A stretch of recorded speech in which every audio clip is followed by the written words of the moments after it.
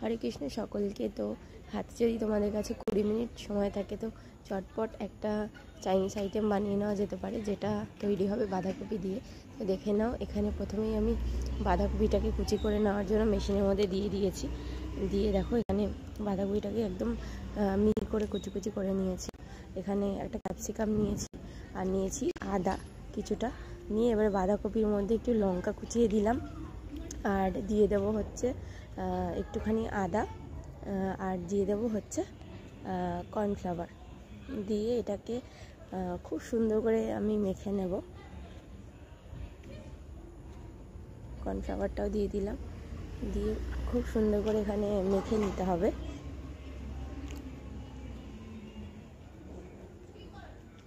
দেখো এখানে মেখে নিয়েছি। এবার কড়া বসিয়ে দিয়েছি, একটা কড়ার মধ্যে তেল দিয়ে দিচ্ছি।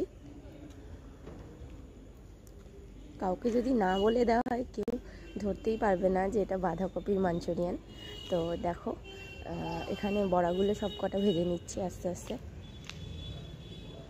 তো আমরা একটু ঝাল খাই তাই একটু লঙ্কাটা একটু বেশি দিয়েছি। তোমরা যারা ঝাল কম খাও একটু লঙ্কাটা কম করে দিলেও কোনো অসুবিধা হবে না। তো দেখো এখানে সব বড়াগুলো আমি একবারেই ভাজছি, যেহেতু বেশি ছিল না, অল্প বাঁধাকপি ছিল, তাই জন্য একটু লাল লাল করে ভাজলে বেশি ভালো লাগবে।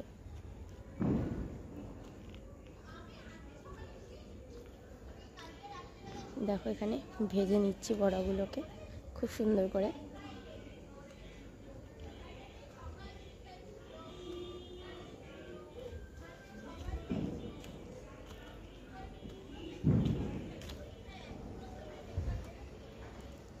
এত সুন্দর হয় এটা খেতে, মানে কিছু বলার নেই, এত ভালো। কাউকে যদি না বলে আর কি দিয়ে দেওয়া হয় কেউ ধরতেই পারবে না যেটা বাঁধাকপি দিয়ে বানানো হয়েছে।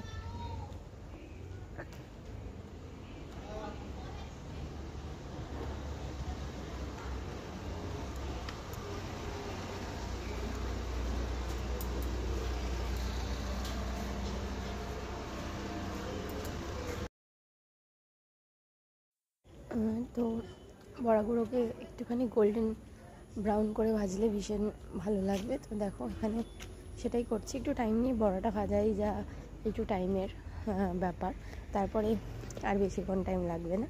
তো দেখো এখানে বড়াগুলোকে ভেজে নিয়েছি ভালো করে।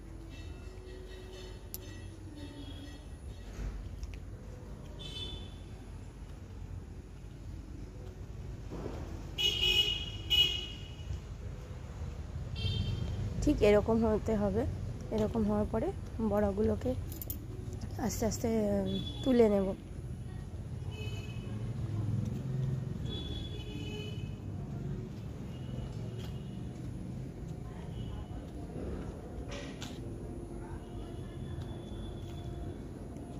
ব্যাস সব কটা বড়াকে তুলে নিচ্ছি।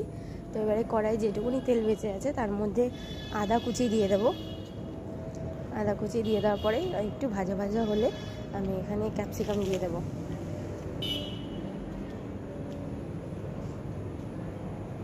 ক্যাপসিকামগুলো দিয়ে দেবো, তারপরে একটুখানি ভেজেই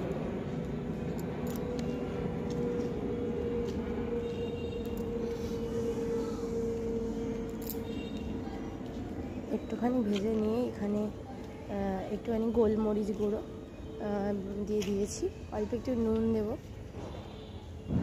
আর দিয়ে দেবো হচ্ছে টমেটো কেচাপ দেবো। আর এখানে দুটো জিনিস অ্যাড করবো, একটা হচ্ছে সয়া সস একটুখানি, একদম সামান্য পরিমাণে, আর সামান্য পরিমাণে দেবো হচ্ছে ভিনিগার। তো দেখো এখানে দেওয়া হয়ে গেছে। এবারে আর কোনো কাজ নেই, এবারে বড়াগুলোকে সব কটাকে অ্যাড করে নেবো। যারা স্টার্টার হিসাবে খেতে চাইছো তো এইখানে আর কোনো জল অ্যাড করতে হবে না, এইভাবেই খেতে পারবে, খুব সুন্দর লাগে। আর যারা ভাবছো যে না গ্রেভি হিসেবে খাবো কোনো কিছুর সাথে, কোনো আইটেমের সাথে, তখন একটু গ্রেভি করার জন্য একটু জল দিতে হবে। তো জল দেওয়া হয়ে গেল। দেখো রান্নাটা আমার প্রায় হয়ে এসছে।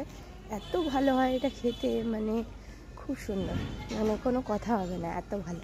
তো যাই হোক দেখো এখানে হয়ে গেছে।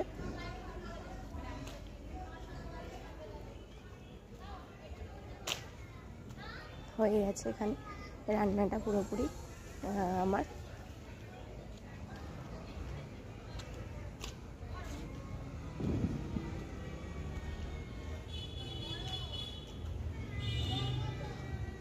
এবারে আমি এটাকে নামিয়ে নেব।